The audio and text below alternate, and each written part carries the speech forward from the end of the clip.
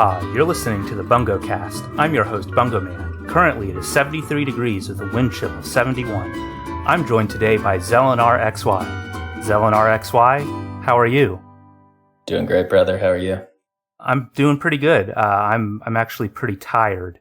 It is getting late for me, but we are going to power through this. I think this is going to be a fun conversation today. The reason I brought you on, because I wanted to talk about your book, The Right to Transact. I read your book a couple of weeks ago, so it's relatively fresh in my mind, and I found it to be really interesting. It was a lot of stuff that I kind of already mostly agreed with, but I hadn't really ever kind of tried to articulate it myself. And the tie-in specifically to cryptocurrency, I thought was pretty interesting, especially since I'm sure you're aware from some of our conversations on Twitter, I don't know a whole lot about. First off, can you give us kind of a summary of the book and just what it's about? And then I'm also very curious, why you wrote the book. Yeah. So I also read it a couple weeks ago after you reached out because it's actually been a couple of years since I put it out, doing a really delayed book tour here.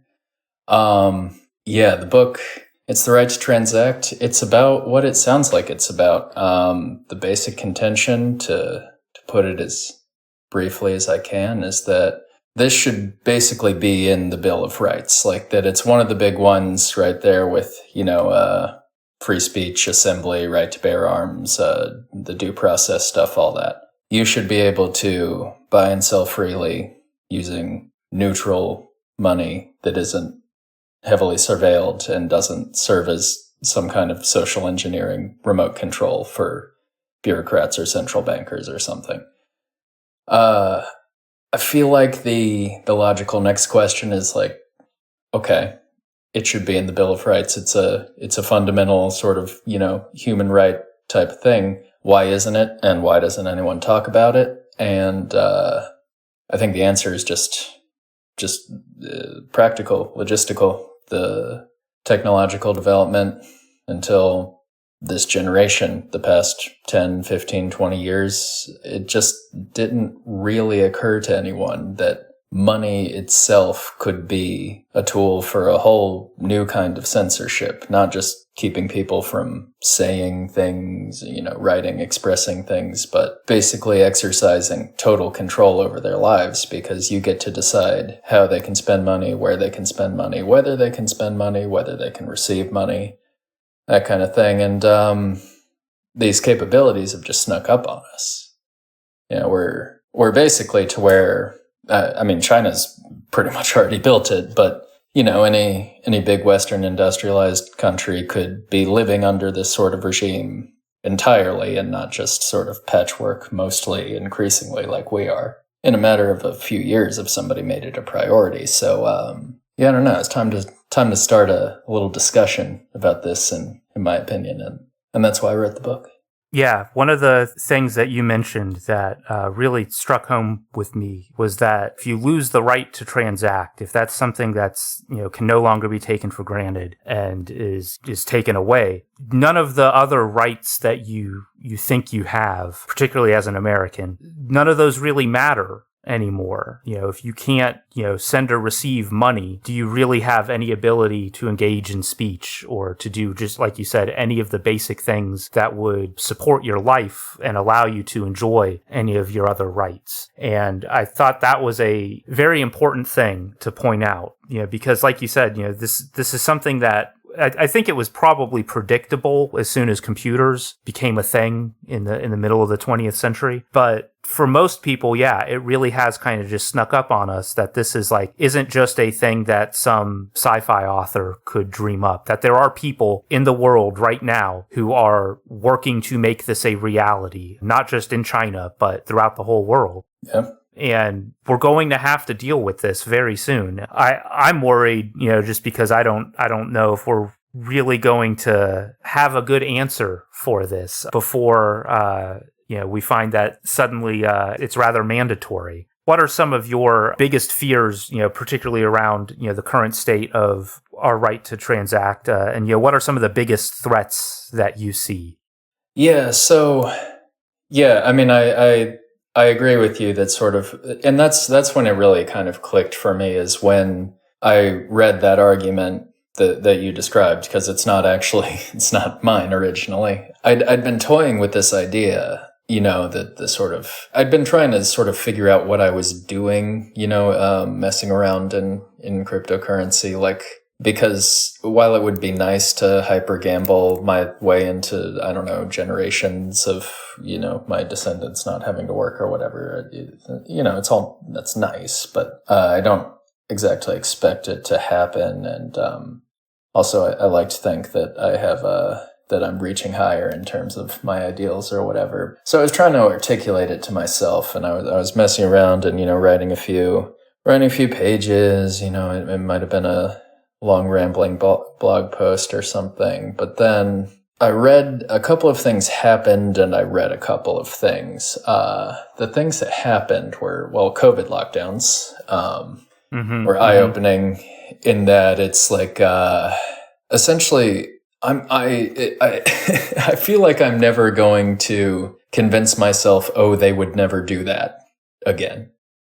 You know what I mean? Yeah, when I'm talking about the state or something, that it's like, or that people would never accept that, or that, that'll just work out. This nightmare scenario simply cannot play out. It's like, no, they locked the world inside for 2 years, but they closed the schools. They went insane. It was, state sponsored rioting to keep you distracted. It's like, and they made it in a lab, there's whatever and you're thinking. We can say that now, fortunately. Yeah. Yeah, exactly. Yeah, and they made it all illegal to say. You had to use it was, really nightmarish.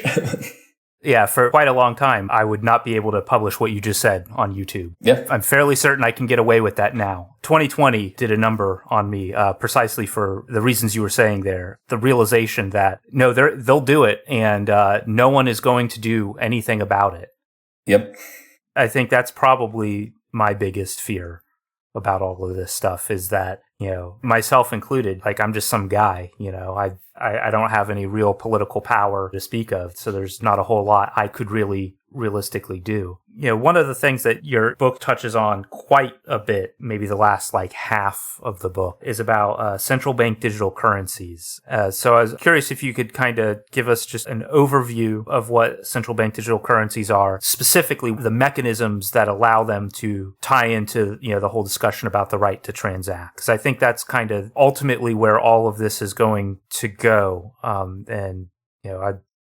I'll be honest with you, it scares the shit out of me. Yeah, no, yeah. So these things are awful. First, I'll say how they're sold. How, if you ever happen to read about them in the press, the normal press, if Reuters is a trial has been conducted for a CBDC, and I don't want to pick on any specific, just pick some random country, and it'll be described as it's a modernization effort to make central bank payment rails more efficient and bring whatever country's currency into the digital era, and it'll help the unbanked to get access to, and no one's even read this far. You know what I mean? It's it's regurgitating a press release, not an interesting one.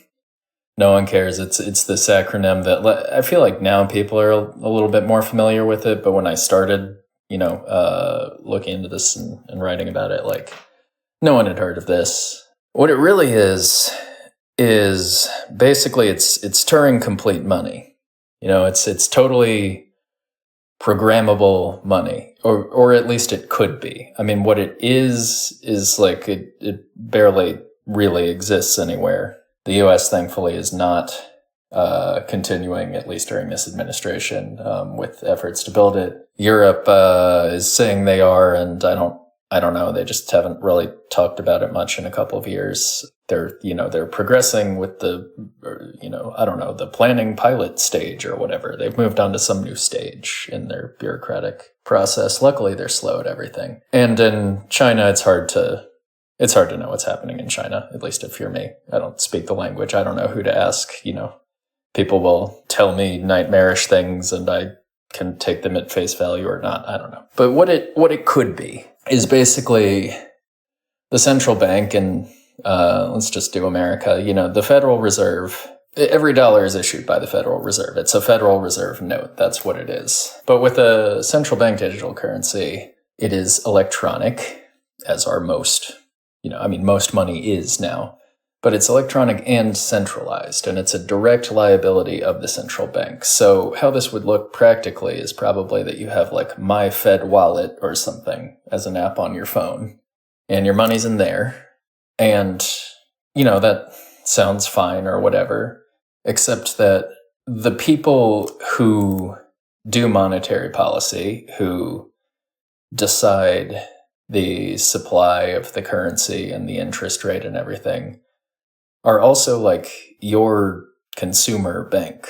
They're the direct interface between you and your money now, which starts to break down some barriers I think are important because they just have direct access to, essentially the dollar becomes just a database at the Fed, and whoever, they just have right access to it. And, we know the sort of job that Congress and the courts are likely to do in terms of putting safeguards on this stuff. So what it's going to be is essentially the dollar itself is like PayPal.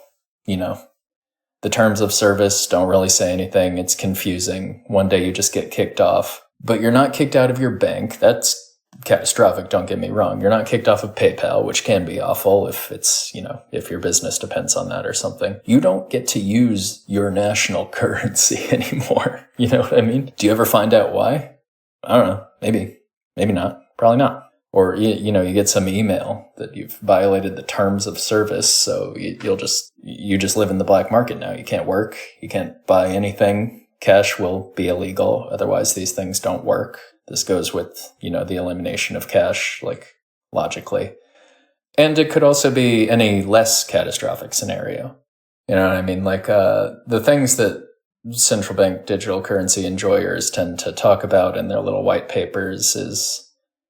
Actually, the idea originally emerged 10 years ago because it's sort of a logical thing is like you mentioned, computers are invented. So, computer software is going to eat everything, right? But the reason that people were first sort of boosting this was after the financial crisis when we had negative interest rates, which, that era is gone now. But if you think about it, it's insane. Like lenders paying borrowers interest. And that's sort of impossible to maintain. It's ridiculous monetary policy, social engineering, and it's illogical, and people will just take their money out of banks. They'll be like, okay, no, I don't want to pay the bank to keep my deposits there. I'll put cash in my mattress or whatever. And so the central bankers started talking about how they're like, oh, well, we could make that impossible by getting rid of cash and making our currencies digital. And then we can have a negative interest rate and people can't escape it. So you would have your annual 1 or 2% confiscation of funds, not just like hidden through inflation, but literally your balance just going down. And that was the exciting technological leap that, the CBDC people were going to make. But I don't know. You just got to think about all the surveillance that's out there, all the data sets that exist on you as a person, and how they could be arbitrarily combined with like total read and write access to everyone's individual like account with the Fed, your dollar account, not just a bank account, your US dollar account. You know what I mean? And it's just like, if we think about it in terms of like the way the state acted during COVID lockdowns, it's like, oh, okay. We are just, we're just utterly doomed. That it's because they can make it, they can lock you down using money. China did this actually, not using a CBDC, but there were protests in some, provincial city due to some sort of corruption that led to like a bank failure or something like that. And people were protesting. The Chinese government does not like that. So what it did was it flipped their COVID little app codes to positive. They just digitally gave them COVID so they couldn't leave their apartments or go anywhere or enter any store because you had to scan everywhere. We could do this with, My Fed Wallet. You can't buy gas, rent a car, use public transportation anywhere. All those things you have to scan it at, and it'll just reject it if you go outside your little perimeter Or if you go anywhere at all in the next 36 hours because we saw you were going to attend this protest, I don't know. You can use your imagination, but they can just do arbitrary things with your ability to use money. So, yeah, that's the thing, is none of these things exist yet, or at least the things you're describing is like the possibilities. But none of it is really all that far fetched if you know even a little bit about computers, because like you said, it's Turing complete. Yeah, it's just an engineering problem at that point. I could build it. It'd be a little slow and clunky, but I could do it. It's like, yeah, and if you imagine a state like the United States or China or the EU, they've got quite a bit of resources, and they could spend a lot of time and money making it not clunky. And I don't know if the EU could, but yeah, no, sorry. Well, yeah, sorry, Euros. I'm kidding. I love you.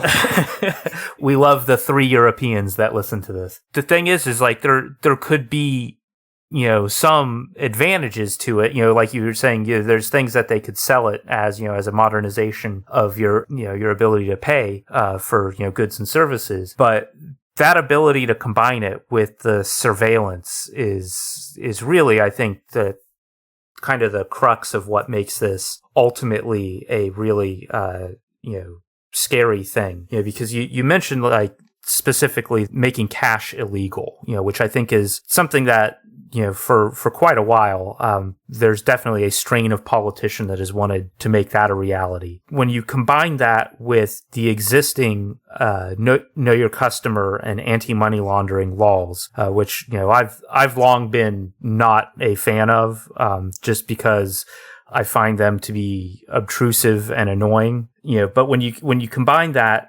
with cash being, just, they don't even have to make it illegal. You just stop printing it. And then anytime a bank gets a deposit, the bank just has to, turn it over, to the government. And you don't have to like literally make it illegal. You just, over the course of several years, several decades, it just becomes scarce enough to where it's just not worth using at all.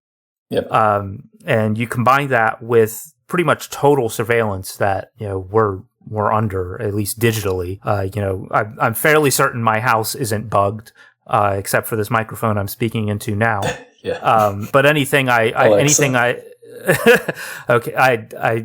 have to admit, I do have one. I only use it as a kitchen timer, and to tell me the weather. I have some bad news for you. Yeah, I know. I do unplug it if I'm going to tell my wife anything spicy. But we, at this point, it's common knowledge that, anything that crosses the wire, goes over the internet, is being hoovered up. And even if it's encrypted, they'll decrypt it at some point. If not today, then 10 years, or whatever. And, you combine that with something like a central bank digital currency, and the sky's the limit in terms of what you can do. It's just a matter of where your imagination leads you. And I think that kind of gets to one of the big reasons why I really found this book interesting, and why I came away with it with a much better appreciation for the ability to make transactions, kind of in a general sense, being like a really important thing that we as Americans and as people are allowed to do. Because I'm not a libertarian. I am not crazy big on rights as such, but the thing that really, I'm more with you than you might think, actually. But yeah. Based off some of your tweets in the last year or so, I've kind of gathered,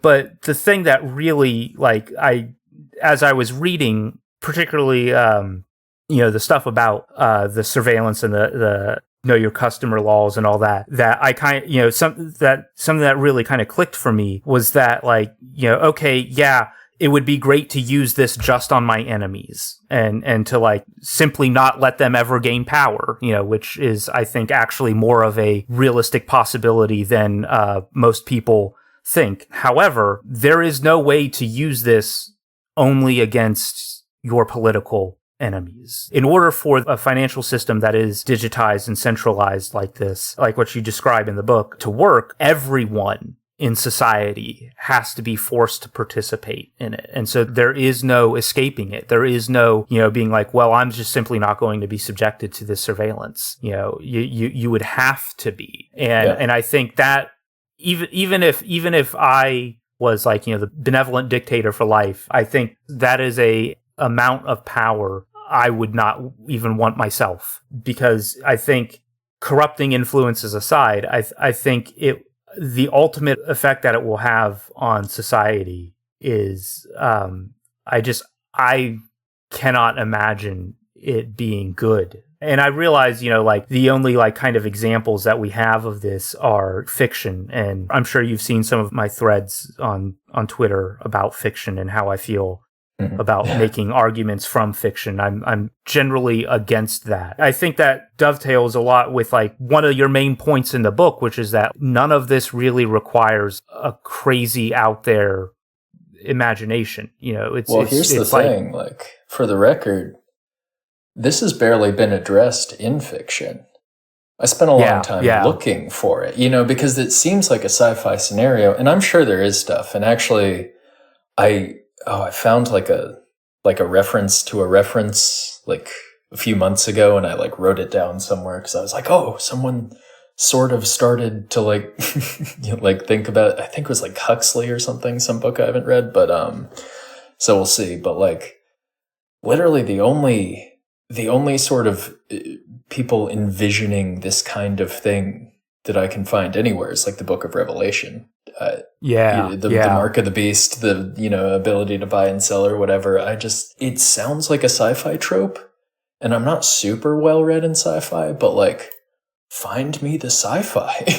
Like, where is it? Because people have just never been able to, like Orwell, you would think would have written like this. Would like, oh, wasn't this in 1984? Like, no, I mean, like, Mao or Stalin would have loved this if the money that was getting handed by the starving Ukrainian peasant to, the corrupt party official who was gonna, give his family a potato or whatever. Like, if that ruble itself could have jumped up and been like, no, comrade, I refuse, I denounce you to the provincial chief, and, or run off or whatever, like, we can do that now. People just never even considered it, even in fiction, except maybe a couple places that I don't know, but like, yeah. Now that you mentioned like Stalin and Mao, this really does sound like the kind of thing that communists, particularly in the early part of the 20th century, during the early part of the Soviet Union and whatnot, would have absolutely loved.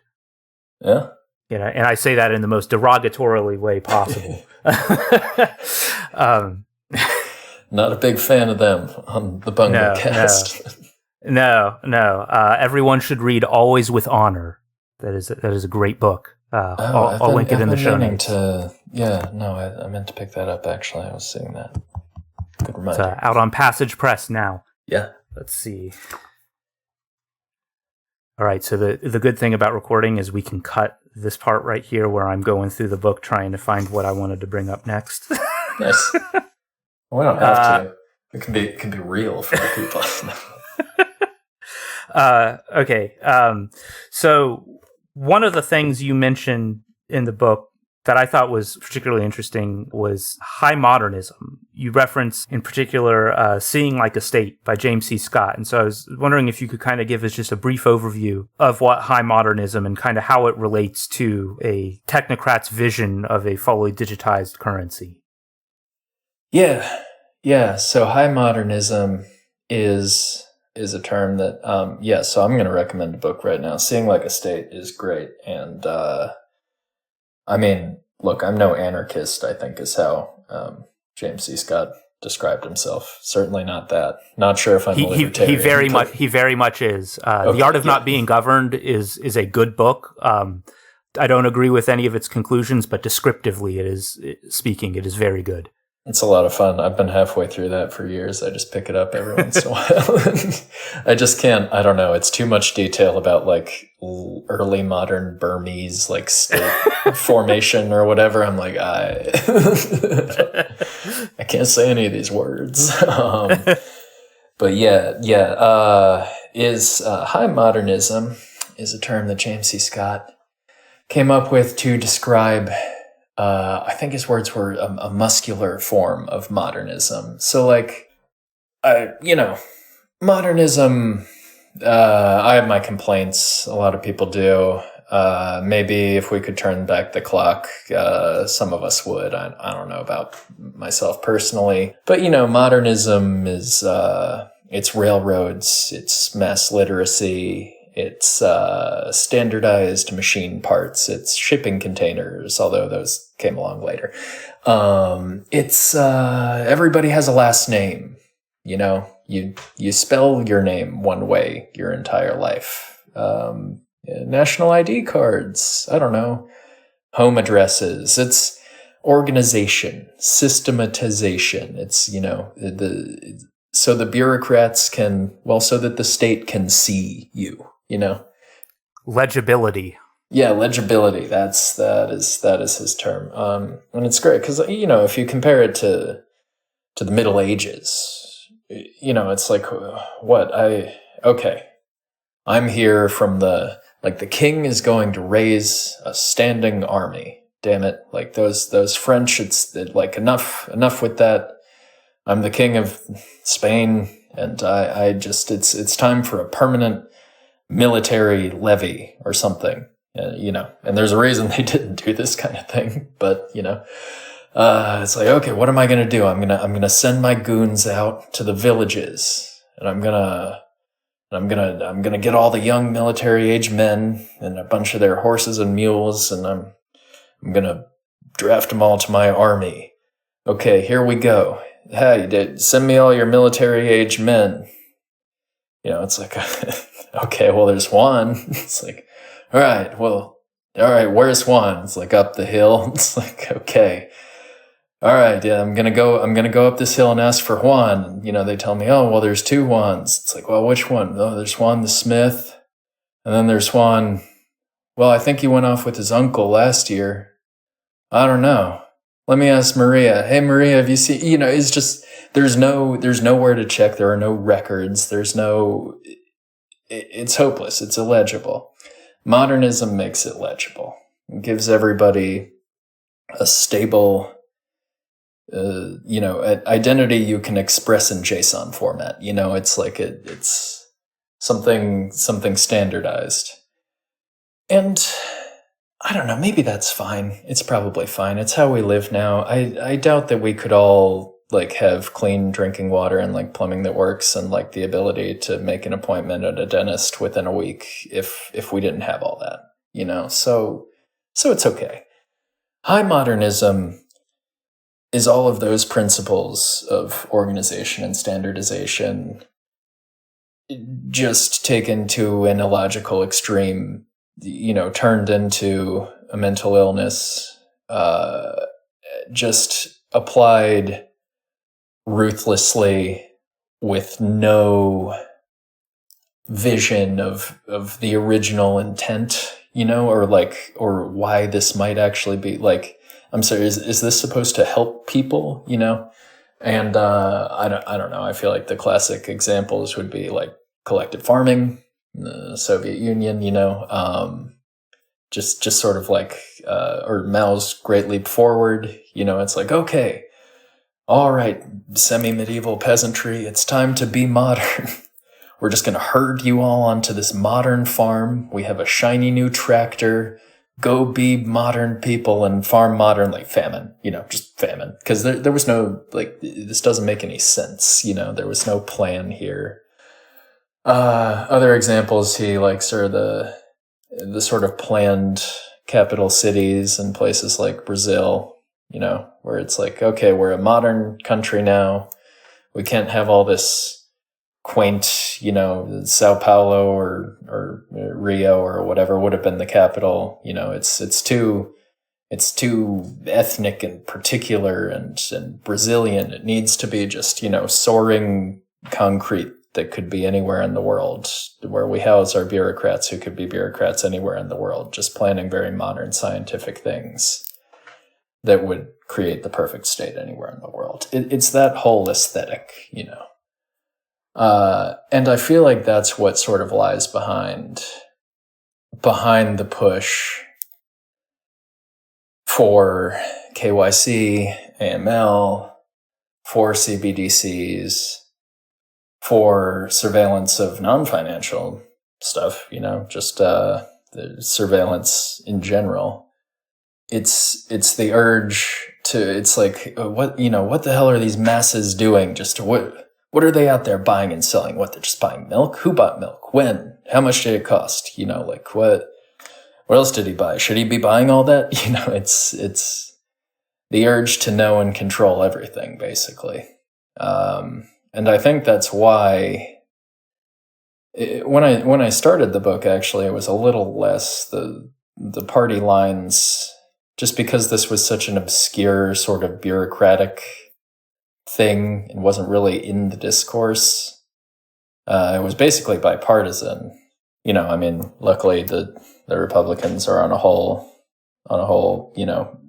free speech, anti-censorship kick. You can argue about how sincere that is or whatever, but the whole time I was reading that section, about high modernism, I was thinking about James Burnham. I don't know if you're familiar at all with him. Managerial state guy. I haven't read that, but the Managerial Revolution, and I think that ties in, very much with, high modernism, like you said, as an aesthetic, because it is an aesthetic, not just a set of principles or whatnot, but I think there's a definite, class interest involved with, central bank digital currencies and, and the surveillance and everything, because the drive behind every manager, good and bad, is to manage, and you need to know what you're managing if you're going to manage it. At least since I would argue maybe the 1920s, management is basically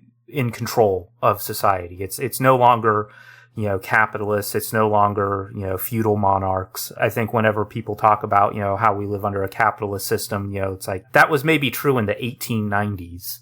Yeah. But that hasn't been true in the slightest. The people who actually bring it back. Yeah. No, exactly. Oh gosh, I forget. There was a really good podcast I listened to recently about the robber barons. I'll find that and link it in the show notes. Turns out they were the good guys, and it was the managers hated them for good reason from their perspective. Basically, since my grandparents' time, maybe a little earlier, our society has more or less been run, both, in the private sector and public sector by a type of person who is brought up with the high modernist mindset, who is molded and shaped by that aesthetic, and who data-driven decision making. Exactly, from top to bottom in every way. And I don't think that's going anywhere anytime soon, because it's one of those things that's kind of like unreasonably effective. It outcompetes pretty handily, whatever came before it. And my hope is that, it will eventually kind of collapse under its own weight. And, what comes after that is, we'll see, it's the meme, I hope the system collapses so my preferred political order can rise. Yep. It's interesting, that you bring up, the fact that it was, a largely bipartisan thing, because I think particularly in America, there really hasn't actually been two sides in politics since, FDR. And part of what his administration did was, turn the government into a managerial state. So you have politicians on, quote, both sides of the aisle who are a part of that managerial state and whose career is dependent on it, and who what they believe is right or wrong, is tied into the existence of that state. And the particular way in which it manages things. And you can, see all of the hand-wringing, around some of the, recent Supreme Court decisions and, everything the current administration is doing in regards to federal employees and stuff.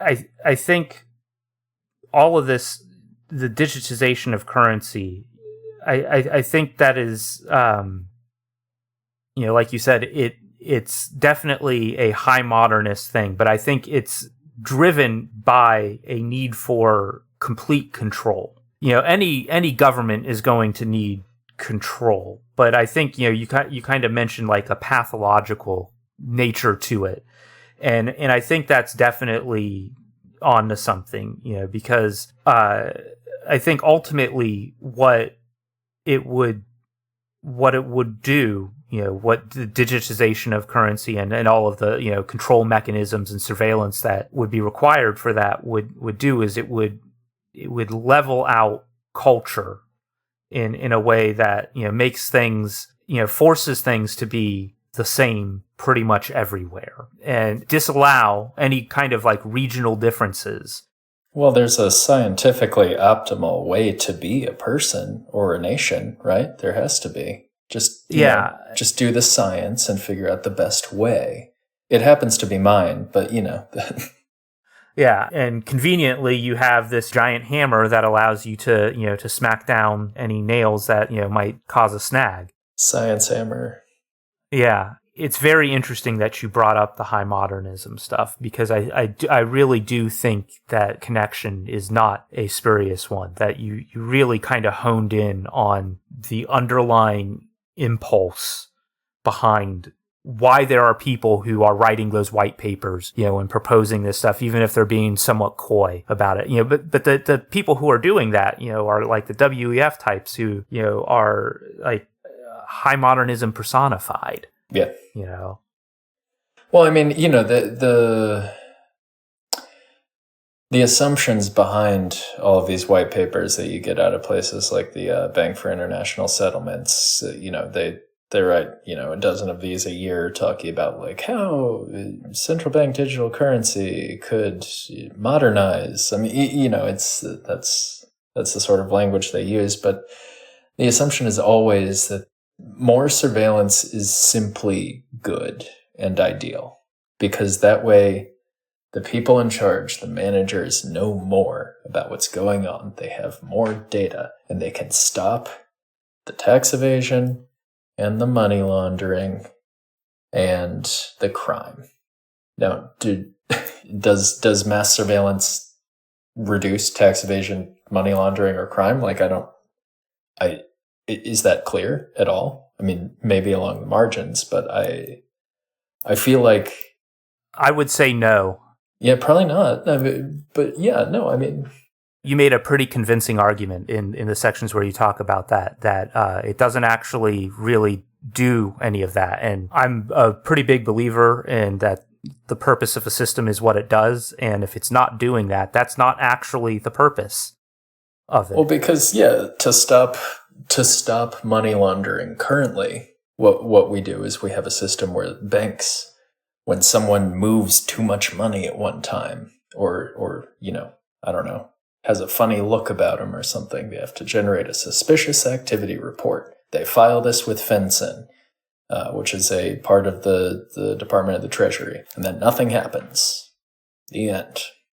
I mean, nobody reads it. What happens is every decade or so, the Department of Justice picks a new bank scapegoat, and they're like, "You've been laundering money for Mexican drug cartels this whole time," and they're like, "Yeah, we all are. Why are you picking on us?" It's but the thing is, they filed all their little suspicious activity reports, but the purpose of those is not to alert law enforcement, who's then going to be like, "Wait, stop serving that customer. We need to investigate," or whatever.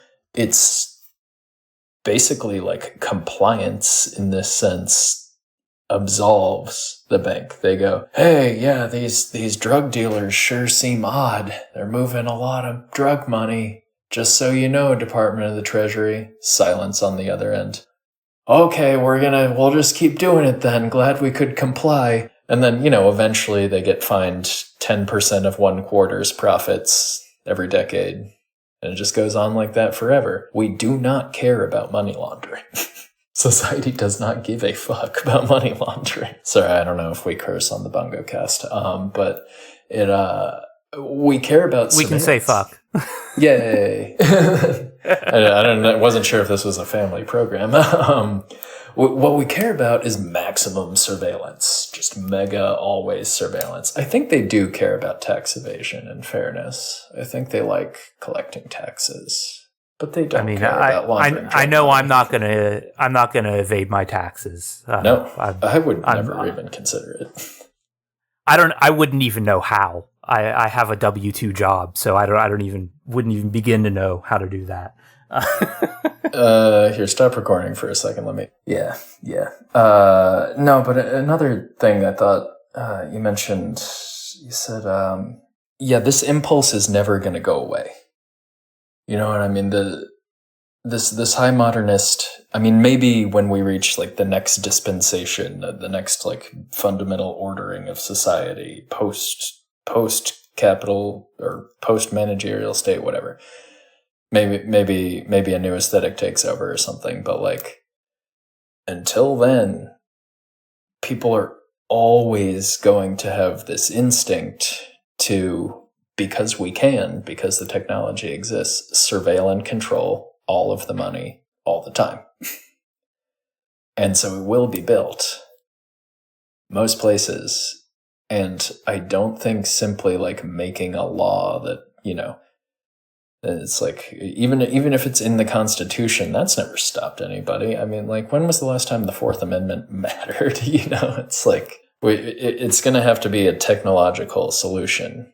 We're just going to have something that lets us get around it and makes it simply impossible for authorities to enforce it. The best they can do is, have a draconian punishment that they impose periodically on, some poor bastards who get used as examples or whatever. But like most people, most of the time, will just break the law.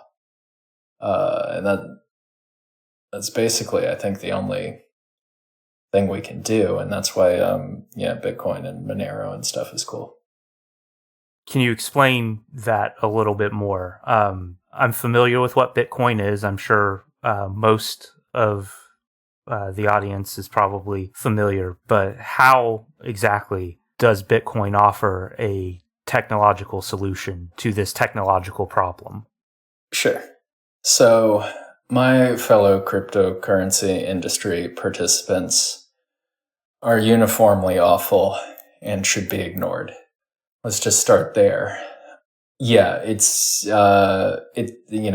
always has been meme with the Ohio and the astronauts or whatever, but I feel like it's even more turned into just this disgusting, degenerate casino, just full of greed and slop, and it's just so terrible.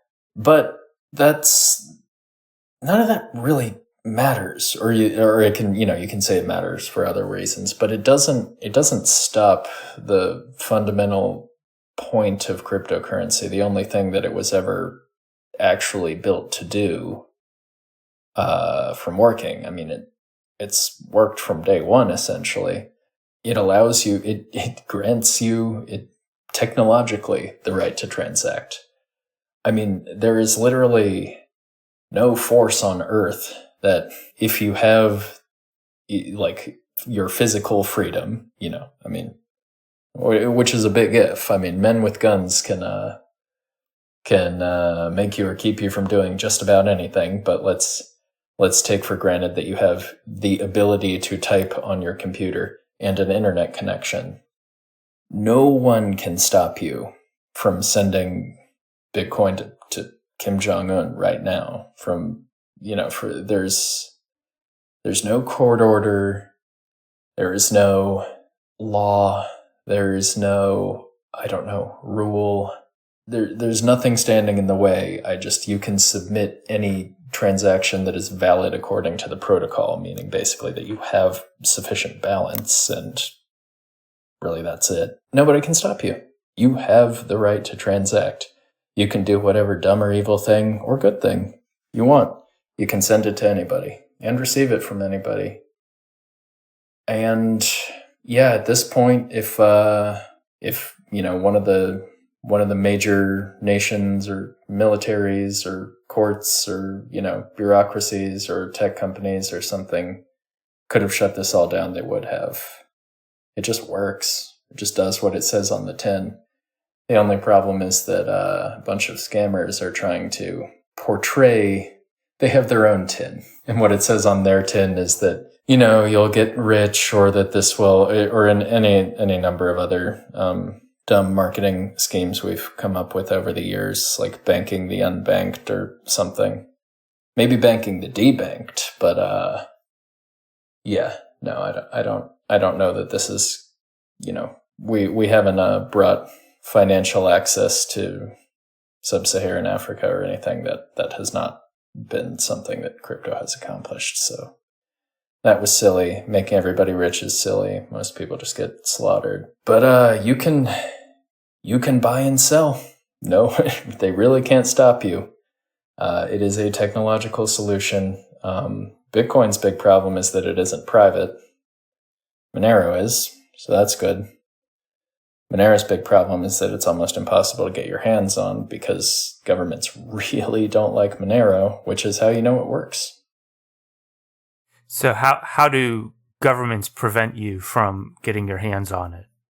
It's just been delisted from practically every exchange because the liability for listing it is just so high. So, most people, if they want crypto, buy it from Coinbase or, one of the others. And almost none of them have Monero listed because it's just the hostility from governments is just so intense because it works. At least that's my read on the situation. I'm like, oh, wow, they hate this. It must actually do what it says. That's crazy. But if you have it, you can still use it. Yeah. The problem is just getting it. Bitcoin is not hard to get. Yeah. It's hard to get. Something I wanted to ask you about, since this book is a couple of years old now, has anything changed, either circumstantially, in the world, in regards to digital currencies or cryptocurrencies? And has your take on anything changed since you wrote the book? I think the basic thesis remains valid. I'm not sure there's anything I would take out of the book, There's plenty I would add, most of which because it's happened since, and so it wasn't really my fault. But there's a couple of things that in retrospect, I'm like, why did I not talk about that? One of the big ones being Operation Choke Point 2.0. Nick Carter, a big sort of mainstay of crypto Twitter, has done a lot of work uncovering and putting together that whole effort by the Biden administration to debank anybody involved in the crypto industry. I don't know how much we knew exactly, then versus now, when I was finishing the book, but we knew a bunch of stuff and I barely mention it, which is bizarre. I think it might have been because I wanted to sort of draw a clear narrative that it's like, look, we're losing the right to transact. This is happening. This is happening. This is happening. Oh, by the way, sorry, just to go on a little tangent. I feel like we talked a lot about all the terrible things that could happen with a CBDC, but just to make it clear, we are already very much losing the right to transact freely, not just in that we're being surveilled constantly, but if you're Canadian, you're cooked because they when those the trucker lockdown protests were happening, the finance minister just stood up, along with Trudeau and just announced that they were closing the bank accounts of anyone involved in this summarily, no court order, complete immunity for the banks participating from any lawsuits as a result. The end. They just did it. Because, emergency. We have emergency powers. It's an emergency. But, Canada's done. I have very little hope for them. I wish them the best and hope they get it together. But man, they are in trouble. Yeah, I'm gonna get the statistic wrong, but it's directionally correct. suicide by doctor slash, I think a lot of these people aren't committing suicide. I think they're being murdered, just saying. But is what, like, the third leading cause of death or something now? Like, it's in the top 5 if I recall correctly. Yeah, that's, I just, on top of all the, there's never ending things to say about Canada. Did their like pre-thought crime bill ever pass? There was something where it was just like, if, like, you could be convicted of like talking like one day you might do, basically just, yeah, they had a pre-crime thing based on speech, that. I'm not familiar with that, but that sounds totally in line with what Canada's been doing. Yeah, it's like, oh, you sound far right or something, whatever you sound misinformation-y or racist. We're going to put you in jail to keep you from ever committing further thought crimes. It was just, You complained a little bit too much about the immigration situation, so, you got to go away. Yeah, there's man. It's like 15% of Canada arrived in the last 8 years or something. I'm just making up numbers now, but that's close. It's close to that. It's something like 5 million people in the last 10 years, and there are only like 20 something million people there, which is just like 400 people in Canada, man. They all got mated. Every single one of them. It's pretty bad, but yeah, when you add in, like, okay, anyone who wants to even just say what you will about civil disobedience or whatever, but anyone who wants to protest it, you just completely shut off their ability to send or receive money, and like to make bail. They're in jail and they can't pay their bail now. It's like, it's like that's like game over for any opposition. Yeah. And what did America have to say about that? What did the press have to say about that? No one cared. Everyone ignored it. If anything, they were totally supportive of it. Oh, I'm sure, but just not publicly. They didn't say anything publicly but I'm sure they were just like watching, like, wow, people are just letting this happen. After we locked them inside for 2 years, debased the currency, closed the schools, all for this fake virus that we invented that kills what, like 1% of people, maybe. It's just yeah. We'll just let anything happen. Yeah. So that's why I moved to the woods. That's why I would like to move to the woods. I live in a suburb. We got a lot of trees here. Not enough though. Not enough. That's nice. I'm in pretty dense woods, to be fair. It's borderline suburb. I'm a big fan of trees. I've got a couple of oak trees in my front yard, that are about 70 years. Well, one of them's 70 years old. One is only about 20, because a real big storm came through a few years ago and knocked one down, so I had to replace it. But that was, a big part of why I picked to live where I did, is because it's an older neighborhood with lots of big trees. So it's the closest I can get to living in a forest, but still being in a suburb. Yeah. So switching gears a little, probably quite a bit here, I reckon. You mentioned that you would maybe tell the story of your name, Zelinar XY. So sure. I'm curious, what does that mean? What's the deal here? Yeah, so it's Czech. There's Václav Havel. I don't know if I'm saying, is it like Václav or something? I think it's Václav. Okay. That's how I say it. That guy, that Havel. Yeah. The greengrocer guy. Yeah. So, he had, Zelinar means greengrocer. Oh, okay. That's the, like, that line, like, I, the greengrocer XY, am obedient and know what I must do, and, please leave me alone, Stasi, or whatever. That line, it's just from the Czech there. It's like Zelinar XY is greengrocer XY. Okay. I had no idea. I've never read that in the original Czech, because I do not speak Czech. Me either. It's in the original it's got the like tilde thing, or the little I don't know the name of this diacritic over the R, so it's like Zelinar or something. I don't know how to say it, but yeah, I get DMs sometimes from like Czech people, and they're like, in Czech, like, hey man, hell yeah, yeah, Czech stuff, and I'm like, I'm so sorry, I Czech fished you. It's not real. It's like, fuck. Thought I met a cool Czech guy online. No, there are dozens of us. Exactly. That essay though, I feel, for the sake of the audience, because we both, link it, perfect.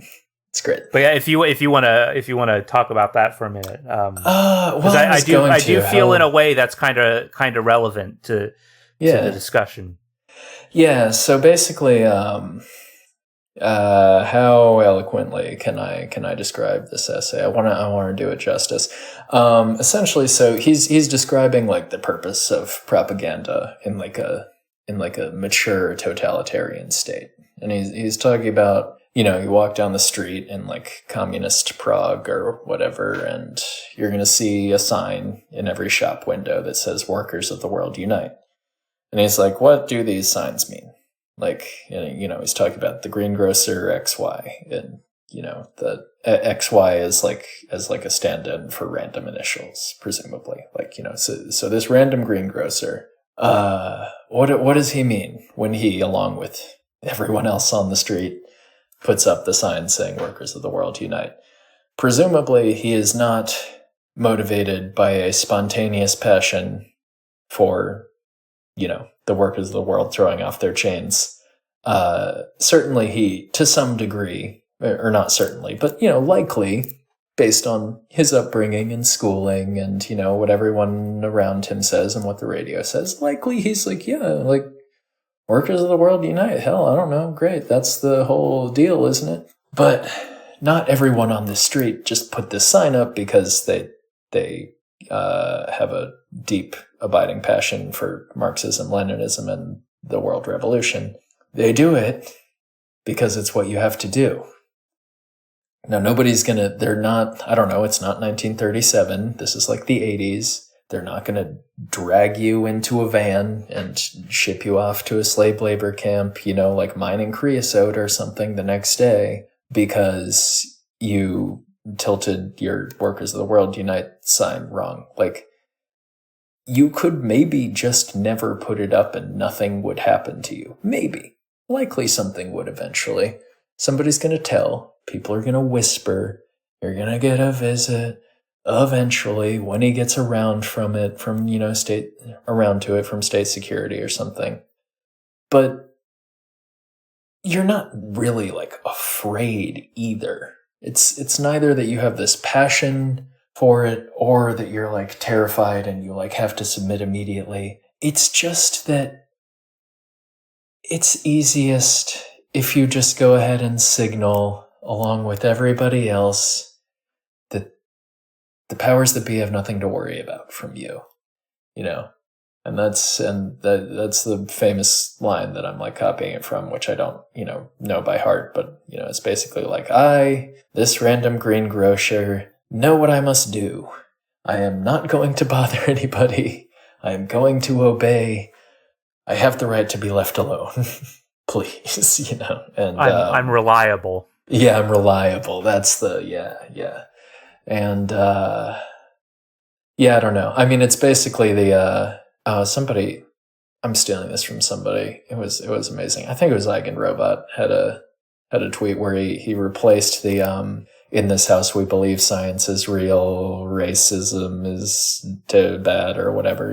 All humans are human. Those signs. He replaced it with the line from Power of the Powerless, or whatever the essay is called. The greengrocer essay. It was perfect.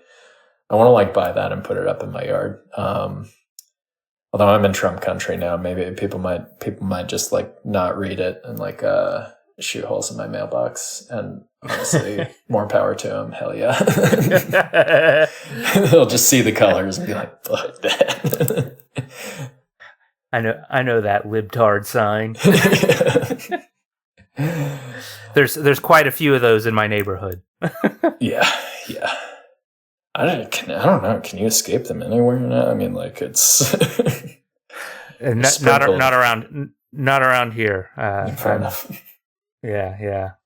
Are you in an undisclosed location, or do you where? I am in the Dallas area. That's as close as I will. Close as I will it's go. pretty specific. I'm in the Western Hemisphere. Yeah. Well, it narrows it down to a region with like 15 million people. So you're one of them. Yeah. Sick the high modernists on him, he'll find you. I'm pretty sure I'm pretty easy to find, but that's not a challenge if you're to anyone listening. We can cut this. Yeah, I probably will. Well, it is getting late, and I think we've covered just about everything that I can think of that I wanted to discuss. Is there anything you wanted to plug or bring up before we sign off? Oh yeah, I generally show the book. That's all I got, I think. Am I reading anything good right now? No. I'm doing my anthropology homework. I'm reading about hunter-gatherers, but the book isn't particularly interesting. I just want the information, so I won't show that. I don't know. Stay strapped and on. All right. And I will definitely link to the book. I believe the ebook is free, but you should buy a physical copy of it because you should buy all of your books as physical books, so they can't take them away from you. Yes. Oh, actually, wait. Yeah. No. Let me shill. I have written the entire book to the blockchain because it is censorship proof and they cannot change it. So it'll be there forever. It's on Ethereum. And I will give you a link where people can find that. But yeah, I might have made the ebook free, but I don't think I did. So just so people aren't disappointed if they run into that. Okay, I apologize. I'll send you a PDF if you contact me. I don't care. I've made no money off of this. That is not why I did it. The PDF is free. Just email me. Well, if you're listening to this, you should definitely buy it. It is a good, relatively short read. Do not pay. I really enjoyed it. Zelinar, thank you so much for being on tonight. This was a lot of fun. We should probably do this again. I'd love to.